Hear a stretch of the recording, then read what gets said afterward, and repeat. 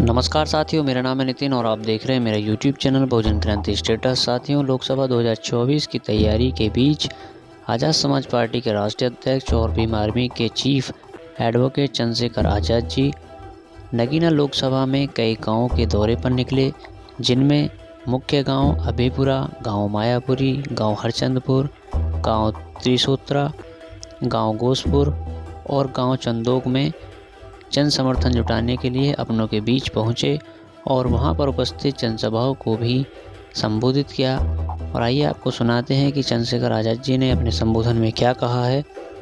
आपको बता दें कि नगीना लोकसभा पर आज़ाद समाज पार्टी के राष्ट्रीय अध्यक्ष एडवोकेट चंद्रशेखर आज़ाद जी काफ़ी समय से दावा ठोक रहे हैं और वहां बड़ी मजबूती के साथ चुनाव लड़ रहे हैं। तो साथियों, इस वीडियो को लाइक और आगे शेयर ज़रूर कर दें। धन्यवाद। पराधीन से कौन करे सो प्रीत कि पराधीनता यानी कि गुलामी पाप है। अगर आप गुलामी का जीवन जी रहे हो तो आपसे कोई मित्रता नहीं करेगी। गुलाम की कभी जय जयकार नहीं होती, जय जयकार उसकी होती जिसका राज होता। उन्होंने कहा, ऐसा चाहूं राज में जहां मिले सब अन्नुअन और छोटे बड़े सब संबर से रविदास रहे प्रसन्न। इसका मतलब यह है कि राज ऐसा होना चाहिए जिसमें कोई छोटा बड़ा ना हो, कोई ऊंच नीच ना हो, कोई भय ना हो, कोई लूटपाट ना हो, किसी बहन बेटी का अपमान ना हो, किसी साथ जुल्म ना हो, किसी साथ जाति ना हो, किसी को खाने के लिए अन्न की दिक्कत ना हो, तन ढकने के लिए कपड़े की दिक्कत ना हो, सर ढकने के लिए छत की दिक्कत ना हो, कोई गरीब ना हो, कोई परेशान ना हो। ऐसा राज आना चाहिए। उसका नाम दिया उन्होंने 600 साल पहले बेगमपुरा राज। क्या नाम दिया?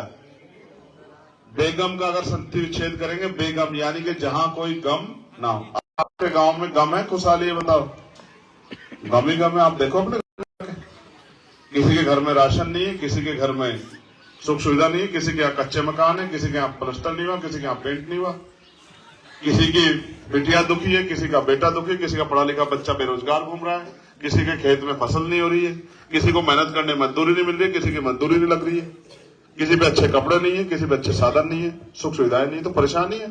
तो ये राज सदगुरु रविदास जी महाराज वाला राज तो नहीं है जिस राज की बात उन्होंने की। और उन्होंने उम्मीद किससे की थी? आप लोगों से, उनकी संतानों से। जैसे मोदी जी अपने कार्यकर्ताओं से कहते हैं कि भाई मुझे इस बार 400 पार सीट चाहिए, तो वो आपसे मुझसे तो नहीं कहते, वो तो अपने कार्यकर्ताओं से, अपने अनुयायी से कहते हैं। ऐसे सतगुरु जी ने अपने अनुयायी से कहा कि भाई ऐसा राज होना चाहिए, मगर वो राज आएगा कैसे? क्योंकि जिनसे राज की अपेक्षा की थी वो तो समान नशे में डूब गया। उसको तो अगर जूते मार के भी अगर शराब पिला दो तो वो शराब पी के खुश है। सवाल है हौसला बढ़ाने का। अगर आज मैं उनका हौसला नहीं बढ़ाऊंगा तो कैसे चलेगा? मैं तो इसीलिए पॉलिटिकल पावर हासिल करना चाहता हूं कि लाखों लोगों की मदद पॉलिसी से हो सके। अगर हम ताकत में होंगे तो पॉलिसी बनाएंगे कि जो इस तरह के बच्चे हैं उनको फ्री में शिक्षा मिलेगी और बेहतर से बेहतर मिलेगी। उनके लिए बड़े हॉस्टल टाइप स्कूल भी बना सकते हैं। उनके परिवारों के रखरखाव के लिए जिम्मेदारी भी उठा सकते हैं। जो बीमार है उनके लिए बेहतर इलाज की व्यवस्था भी कर सकते हैं और गाँव तक आगे गाड़ियों कर सकते हैं। बहुत सारे प्लान हैं, लेकिन सवाल यही है कि अभी भी मैं महसूस करता हूँ जितनी हिम्मत हम में है, जो कुछ हम पे है वो समाज का है, और अगर हम उससे किसी की मदद कर दे तो उसमें कोई बुराई नहीं है। तो मैं कोशिश करता हूँ किसी का हौसला न टूटे। आपने उसका हौसला बढ़ाया, उस लड़की की आंखों में आंसू आ गए। यही मेरे लिए बहुत वो था तकलीफ में। हर व्यक्ति चाहता है कि अच्छी पढ़ाई करे, लेकिन अमीर के लिए तो रास्ते हैं, गरीबों के लिए क्या रास्ते हैं? ये तकलीफ है मेरी और इसको मुझे दूर करना है। बेहतर से बेहतर इलाज, बेहतर से बेहतर आना जाना, रख रखाव, रहना सहना, खाना पीना और सुख सुविधा, ये होनी चाहिए। यही है असल लड़ाई, यही है संविधान का राज। और जब ये आएगा तभी बात बनेगी, इसके अलावा कोई रास्ता नहीं है। अभी जो राज है ना वो संविधान का नहीं है।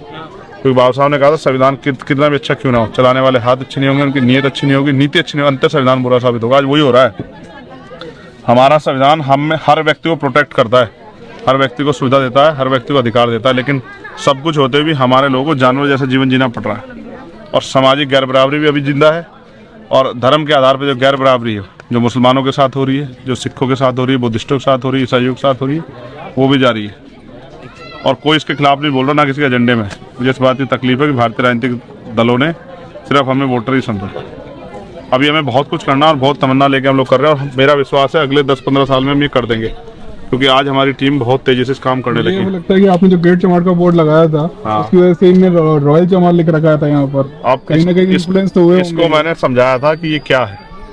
बेसिकली हमारे यहाँ चमार जाति का सर्टिफिकेट बनता है, यहाँ बिजनौर में आप पता करा लो, बनता है ना सर्टिफिकेट, चमार जाति का सर्टिफिकेट, और डीएम इशू करता है ना सर्टिफिकेट को, कहीं तहसीलदार करता है, कहीं एसडीएम करता है, होता है ना, जो सेंटर का बनता है उसको डीएम ही करता है ना, हाँ सेंटर वाले ठीक है, उस पर लिखता है वो अनुसूचित जाति उपजाति चमार। तो जब मेरे साथ ये विवाद हुआ ना, तो मैंने डीएम साहब के सामने रखा था, वो कह रहे हैं ये आप गलत शब्द यूज कर रहे हो, तो मैंने उनको बताया कि आपने तो लिख के दिया, तो फिर पहले मुकदमा आप ही के ऊपर कराऊंगा। बिल्कुल। फिर उन पर जवाब नहीं था, इसलिए मैं तो बाबा साहब मार्च सत्याग्रह पढ़ोगे ना समझ आ जाएगा। जब मार्च सत्याग्रह हुआ जी तो बाबा साहब ने अपने लोग कहा कि आज हम सत्याग्रह कर रहे हैं, हम जवाब नहीं देंगे, आज कुछ भी मुसीबत का सामना करेंगे। तो जब सत्याग्रह खत्म हुआ और लाठियां पड़ी सब चीज़, तो बाबा साहब ने कहा जब भी हम इकट्ठा होंगे संकल्प लेंगे। तो आज हम 3 संकल्प लेंगे। पहला कि आज के बाद हम मरे हुए जानवरों का मांस नहीं खाएंगे। दूसरा, कहीं आज के बाद हम कोई गंदा व्यवसाय नहीं करेंगे। और तीसरा कि जब तक देश में जाति है, हम जाति के आधार पे अपने आप को नीचा मान के अपना मनोबल नहीं डाउन करेंगे। यानी कि उनके कहने का मतलब ये था कि जब तक जाति व्यवस्था को आप खत्म नहीं करोगे, तब तक आप जाति के आधार पे अपने आप को छोटा मान के मनोबल मत डाउन करो। इसलिए मैंने कहा कि हम ग्रेट हैं मेरे, और इस ग्रेट कहने से मैं ये नहीं कह रहा हूँ कि कोई ग्रेट नहीं है, सब ग्रेट हैं, मेहनत कर जातियाँ सारी ग्रेट हैं, हर व्यक्ति ग्रेट है, वो काम से ग्रेट होता है, जाति से नहीं होता, ठीक है। फिर मैं आपसे कह रहा हूँ बहुत जिम्मेदारी से इस बात को कि चीज़ें बदलेंगी और उसको कोई नहीं रोक सकता, क्योंकि परिवर्तन प्रकृति का नियम है। और जो इनको बस कबार साहब ने कहा गुलाम को गुलामी का एहसास करा दो, अपनी बेटियां स्वयं काटने का, हम सिर्फ जा जाके लोगों को कैडर के माध्यम से एहसास करा रहे हैं। बेटियां तो उन्हें काटनी है और कटेंगी बेटियां, याद है। बिल्कुल भाई। जय भीम। चलो tata bye bye. Bahujan Samaj से जुड़ी ऐसी ही खबर पाने के लिए वीडियो को लाइक, कमेंट, शेयर और चैनल को सब्सक्राइब जरूर कर लें और बेल आइकन दबाना ना भूलें ताकि आपको नोटिफिकेशन मिल सके।